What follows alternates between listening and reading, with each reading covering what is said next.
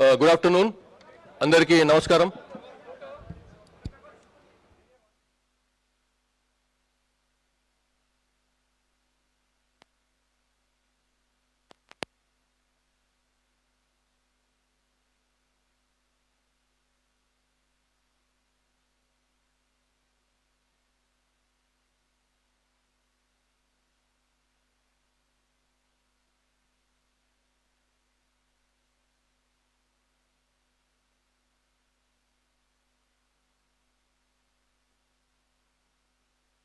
So అందరికీ నమస్కారం, good afternoon.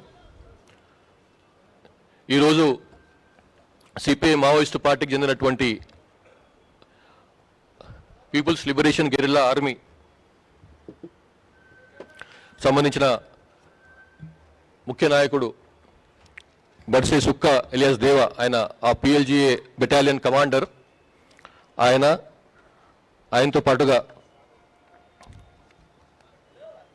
17 మంది పిఎల్జిఏ సంబంధించినటువంటి అజ్ఞాత మావోయిస్టులు, ప్లస్ తెలంగాణ స్టేట్ కమిటీకి చెందినటువంటి స్టేట్ కమిటీలో మెంబర్గా ఉన్నటువంటి కంకనాల రాజిరెడ్డి ఎలియాస్ వెంకటేష్ అనే అతని భార్య, ఇద్దరు కూడా ప్రభుత్వం ముందర తెలంగాణ పోలీసులకు సరెండర్ కావడం జరిగింది. ఇందులో ఈ సిపిఐ మావోయిస్టు పిఎల్జిఏ చాలా ప్రముఖమైనటువంటి పాత్ర పార్టీలో పోయించినటువంటి పిఎల్జిఏకి చెందినటువంటి కమాండర్ ఆయన బర్సే సుక్కా ఎలియాస్ దేవా ఎలియాస్ దర్శన్. ఈయనది పువ్వర్తి గ్రామం, కొంటా పిఎస్, సుకుమా జిల్లా. ఇదే same village from where Hidma యొక్క స్వగ్రామం ఇది కూడా. అందులో ఆ గ్రామానికి చెందినటువంటి ఆయన 2003 22 ఏళ్ల కింద సిపిఐ మావోయిస్టు పార్టీలో జాయిన్ అయ్యి బటాలియన్ కమాండర్గా ఎదిగిండు. మిలిటరీ పరంగా చాలా స్ట్రాంగ్ శక్తియుక్తులు ఉన్నటువంటి కాడర్గా పేరు సంపాదించిండు. ఈయన తెలంగాణ, మహారాష్ట్ర, ఛత్తీస్గఢ్ అండ్ ఎన్ఐఏ సంబంధించినంత వరకు ఇతని పైన 75 లక్షల రూపాయల రివార్డ్స్ ఉన్నాయి అన్ని కలుపుకొని. ఇతనితో పాటుగా సరెండర్ అయిన వాళ్ళు Avulam Soma company party committee member, కొంచెం పొడియా platoon party committee member, Kovasi Paiku party member, ఇట్లా డిఫరెంట్ వాళ్ళు ఉన్నారు. అందరు కూడా ఛత్తీస్గఢ్ రాష్ట్రానికి చెందిన వాళ్ళే. అవులం సోమ, పొడియా, పైకు, మడకం లక్కే, కార్తం జోగా, మడావి అందు, మడకం భీమే, కంజుం చోట, అట్లానే మడకం అండ.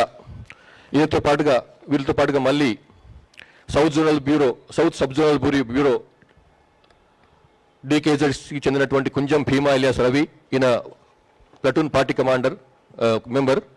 తర్వాత మడావి కోసి ఎలియాస్ సుశీల, ఈమె కూడా సరెండర్ అయింది. ప్లస్ డికేజెడ్స్కి చెందినటువంటి సౌత్ అండ్ వెస్ట్ బస్తర్ చెందినటువంటి డివిజనల్ కమిటీకి చెందినటువంటి వాళ్ళు కూడా సరెండర్ అయినరు. వేముల రాజు ఆకాష్, ఈయన బీజాపూర్ జిల్లా, ఆయన పొడియం చైతే దంతెవాడ జిల్లా, ఆమె పూనెం భీమా ఎలియాస్ అనిల్ సుక్మా జిల్లా, ఆయన మడకం నందయ్య ఎలియాస్ జిత్తు పామేడు బీజాపూర్ జిల్లా, ఆయన Pulsam మంకు alias బుద్ధు Gangulur police station Bijapur చెందిన ఆయన. ఈ విధంగా మొత్తం 18 మంది ఈయనతో పాటుగా మొత్తం 18 మంది సరెండర్ అయినరు. ప్లస్ తెలంగాణ స్టేట్ కమిటీకి చెందినటువంటి Kankanala Rajireddy alias Venkatesh, son of Balareddy, Kishtampet village, Kalva Shivarampur mandal, Peddapalli జిల్లా. ఈయన సెక్రటరీ జయశంకర్ భూపాల్పల్లి, ములుగు, మంచిర్యాల, వరంగల్ డివిజనల్ కమిటీకి సెక్రటరీగా ఉన్నాడు. ఇతను 97 నుంచి పీడబ్ల్యూలో జాయిన్ అయిపోయి తర్వాత 2010లో డీసీఎం అయిపోయి 2019లో స్టేట్ కమిటీ మెంబర్గా ఎదిగిండు. ఈయన భార్య అడ్లూరి ఈశ్వరి ఎలియాస్ రామ్కో, ఈమె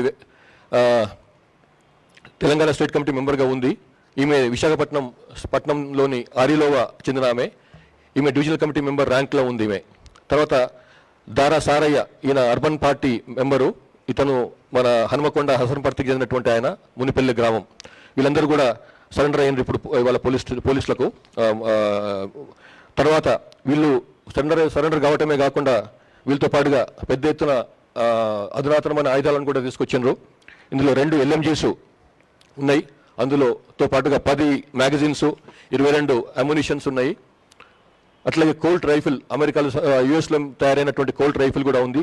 అందులో ఒక రైఫిల్ 4 మ్యాగజైన్స్తో పాటుగా 78 రౌండ్స్ కూడా ఉన్నాయి.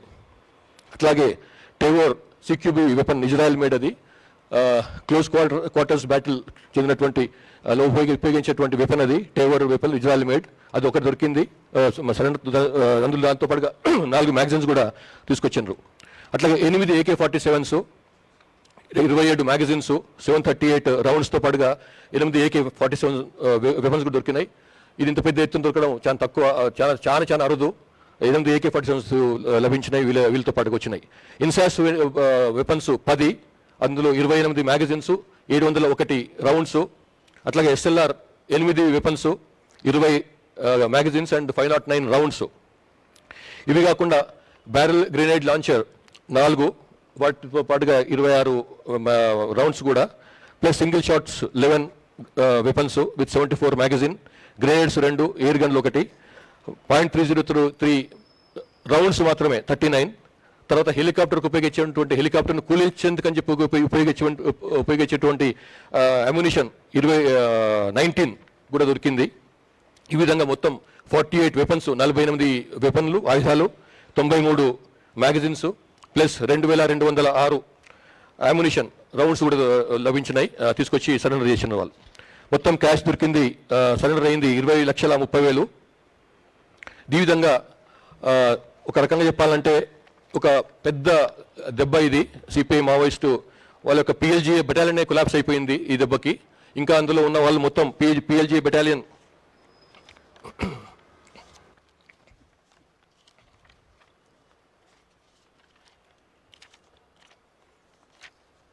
మొత్తం అందులో ఉన్న వాళ్ళు 300 పైన ఉండేది. అన్ని ర్యాంక్స్ కలుపుకొని ఒక బెటాలియన్లో ఈ నెంబర్ 1 దీనికైతే నాయకత్వం వహించిండో ఆ బెటాలియన్. దాంట్లో ఇప్పుడు మిగిలిన వాళ్ళు 60 మంది కంటే కొంచెం అటు ఇటుగా ఉన్నారు. సో ఆ విధంగా మిగతా వాళ్ళు సరెండర్ కావటము, ఎన్కౌంటర్లో చనిపోవటము జరిగిందన్నమాట. సో మొత్తం కలిస్తే అందులో ఇప్పుడు మిగిలిపోయిన వాళ్ళు 66 మంది మిగిలిపోయినారు అందులో. ఈ వేరాజ్ ఇందులో 400 పైన ఉండేవాళ్ళు ఈ PLGA బెటాలియన్లో. సో ఈ విధంగా అది మొత్తం దాన్ని క్షీణించిపోయింది, కొలాప్స్ అయిపోయిందని చెప్పడానికి ఏమి సంకోచపడవలసిన అవసరం లేదు. సో ఈ విధంగా దీంతో పాటుగా తెలంగాణ స్టేట్ కమిటీకి చెందినటువంటి కంకనాల రాజిరెడ్డి ఎలియాస్ వెంకటేష్, ఆయన సరెండర్ కావడంతో తెలంగాణలో ఉన్నటువంటి స్టేట్ కమిటీ కూడా ఆల్మోస్ట్ కొలాప్స్ అయిపోయింది. ఇందులో ఒక్క స్టేట్ కమిటీ మెంబర్ మాత్రమే మిగిలినాడు. అందులో మిగతా వాళ్ళందరూ కూడా సరెండర్ కావటమో లేకపోతే బయటికి రావటం, ఎన్కౌంటర్లో చనిపోవడం జరిగింది. తర్వాత వీళ్ళ పైన ఉన్నటువంటి వీళ్ళు బయటికి రావడానికి మెయిన్ కారణం చెప్పడం ఏంటంటే 21 అక్టోబర్ 2025 నాడు పోలీసు అమర వీరుల స్మృతి దినం సందర్భంగా గౌరవ తెలంగాణ ముఖ్యమంత్రి రేవంత్ రెడ్డి గారు ఇచ్చినటువంటి పిలుపును అందుకొని తెలంగాణలో వీళ్ళు ఆత్మసమర్పణ చేసుకున్నారు. ఇందులో తెలంగాణలో జరుగుతున్నటువంటి వెల్ఫేర్ యాక్టివిటీస్, డెవలప్మెంటల్ యాక్టివిటీస్లో పార్టిసిపేట్ చేసేందుకని చెప్పి, అందులో భాగస్వాములు కావడానికని చెప్పి కొంత తెలంగాణ వాళ్ళు వస్తే ఈ ఉద్యమం ఇంకా మొత్తం కూలిపోతున్నది. ఇందులో ఉండి లాభం లేదు. ఇందులో విపరీతమైనటువంటి అంతర్గత కలహాలు చాలా ఎక్కువైపోయినాయి. తర్వాత ఈ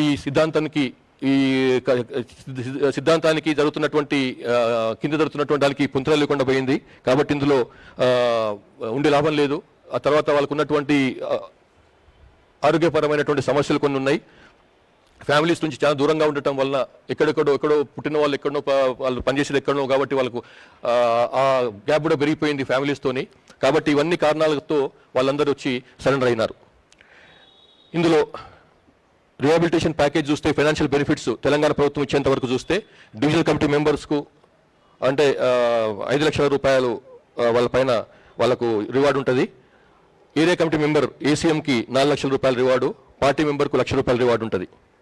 అంతేకాకుండా MHA గైడ్లైన్స్ ప్రకారం, మినిస్టర్ ఆఫ్ హోమ్ అఫేర్స్ ఇచ్చిన గైడ్లైన్స్ ప్రకారం LMGతో సరెండర్ అయితే 5 లక్షల రూపాయలు, AK-47తో సరెండర్ అయితే 4 లక్షల రూపాయలు, ఇన్సాస్తో సరెండర్ అయితే 2 లక్షలు, SLRతో సరెండర్ అయితే 2 లక్షలు, .303 రైఫిల్తో సరెండర్ అయితే 1 లక్ష రూపాయలు, UBGLతో సరెండర్ అయితే 40,000 రూపాయలు, అట్లాగే 12 బోర్ సింగిల్ గన్తో సరెండర్ అయితే 30,000 రూపాయలు. ఈ విధంగా వీళ్ళకు కేంద్ర ప్రభుత్వం గైడ్ లైన్స్ ఉన్నాయి, ఆ విధంగా వాళ్ళకు అది ఇవ్వడం జరుగుతుంది.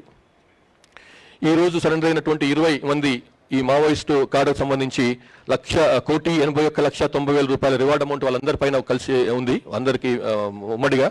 వాటిని వాళ్ళకి సేమ్ అమౌంట్ అందజేస్తాము.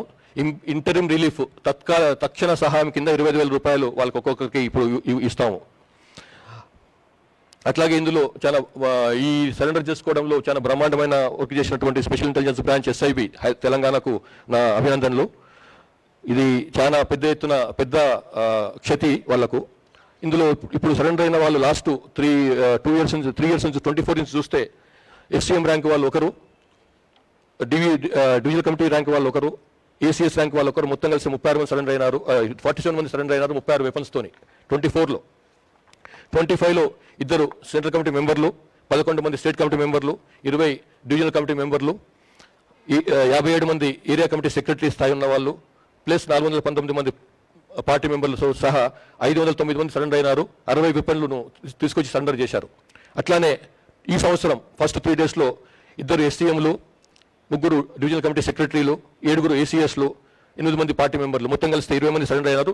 48 వెపన్స్, మంచి హై క్వాలిటీ వెపన్స్ తీసుకొచ్చి సరెండర్ అయినారు. ఈ విధంగా లాస్ట్ 2 ఇయర్స్లో 2 CCMలుతో కలుపుకొని మొత్తం 576 మంది సరెండర్ అయినారు. 144 వెపన్స్, 144 ఆయుధాలు తీసుకొచ్చి సరెండర్ అయినారు.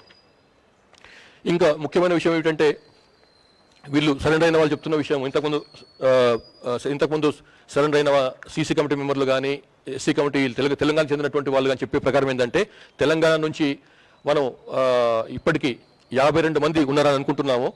అది కానీ వీళ్ళు చెప్పే ప్రకారం అయితే అది కరెక్ట్ కాదు. తెలంగాణ నుంచి యాక్చువల్గా యూజీగా ఉన్న వాళ్ళు, తెలంగాణ ప్రాంత రాష్ట్రానికి చెందిన యాక్చువల్గా యూజీ ఉన్న వాళ్ళు 17 మంది మాత్రమే.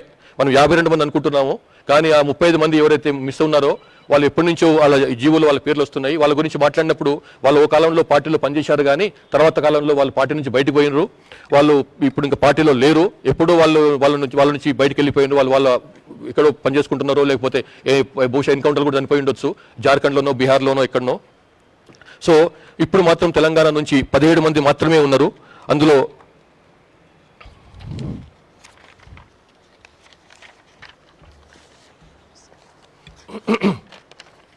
ఉన్న 17 మందిలో ఒక్కసారి వాళ్ళ ఇది కాదు,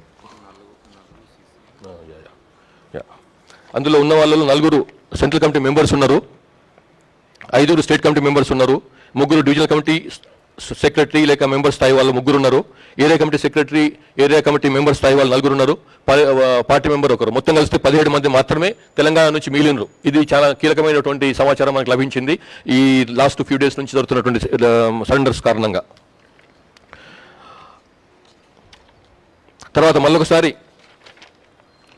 మా పోలీస్ డిపార్ట్మెంట్ తరఫు నుంచి అప్పీల్ ఏమిటంటే, అది ఇంకా సమయం మించిపోయింది మిత్రులారా, మించిపోతుంది కాబట్టి బయటికి రాండ్రి. ఇంకా మిగిలిన వాళ్ళు కూడా బెటాలియన్ 400 మంది పైకి ఉన్న బెటాలియన్ 60 మంది కాడికి వచ్చింది. ఇప్పుడు అందులో నాయకత్వం వహించిన వాళ్ళే సరెండర్ అయినప్పుడు ఇంకా మీరు అందులో ఉండి లాభం లేదు. అది తెలంగాణ వాళ్ళు కావచ్చు, ఛత్తీస్గఢ్ వాళ్ళు కావచ్చు, బయట వాళ్ళు కావచ్చు, దయచేసి బయటికి రాండ్రి. మీకు ఏ రకమైనటువంటి సహకారం ఉండాలనో ప్రభుత్వాల తరఫు నుంచి, పోలీసుల తరఫు నుంచి తప్పకుండా లభిస్తుంది.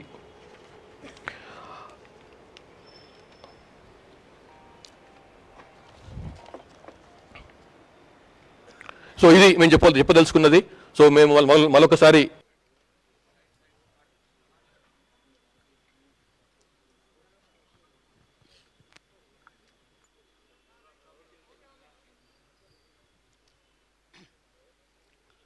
ముందుగా మీడియా మిత్రులందరికీ నా నుంచి ధన్యవాదాలు. ఇక్కడ తెలంగాణ ప్రభుత్వం అంటే మీరు సరెండర్ అయ్యి బతకడం వల్ల మీకు ఉపాధి కల్పిస్తాం అనేటువంటి విషయాన్ని ప్రభుత్వం అంతకుముందు నుంచే చెప్తున్నది. దాని నుంచి మేము కూడా ఇప్పుడున్న పరిస్థితి లోపల ఈ సాయుధ పోరాటం అనేటువంటిది పనిచేయడం అనేటువంటిది కష్టం, జరగదు. ఇప్పుడు ఆధునిక టెక్నాలజీ తర్వాత కమ్యూనికేషను పెరిగినటువంటి ఈ పరిస్థితులలో సాయుధ పోరాటం అనేటువంటిది నడవదు ఇప్పుడు. అందుకోసం ఇక్కడ ఉన్నటువంటి ఇప్పుడు ఉన్నవాళ్ళైనా తెలంగాణలో పనిచేసే వాళ్ళు, తెలంగాణ క్యాడర్స్ కూడా వచ్చి వాళ్ళు మాలాగే లొంగిపోయి వాళ్ళు బతకడానికి అవకాశం కల్పిస్తే గవర్నమెంట్ కల్పిస్తున్నా అని చేస్తున్నది. అట్లా చేస్తే మంచిది. తర్వాత ఇక్కడ ఉన్న ప్రభుత్వానికి, పోలీసులకు మా నుండి ధన్యవాదాలు తెలుపుతున్నాం. రాజిరెడ్డి గారు ఇప్పుడు దేవిజీ మీ దగ్గరే ఉన్నాడు. ఎందుకంటే దేవిజీ మీ దగ్గర ఉన్నది ఒక స్టేట్మెంట్ వచ్చింది, కానీ చూస్తేనే మాత్రం కొంత కన్ఫ్యూజన్ ఉంది. దేవిజీ ఉన్నాడా లేడా మీ దగ్గర? మా దగ్గర అయితే మేమైతే చాలా కాలం నుంచి విడిపోయి ఉన్నా. నేను అనారోగ్య సమస్య నుంచి దూరంగా ఉన్నా. తర్వాత నేను అనారోగ్య సమస్య నుంచి లొంగిపోతున్నా. ఆయన పరిస్థితి నాకు పూర్తిగా తెలియదు. ముందుగా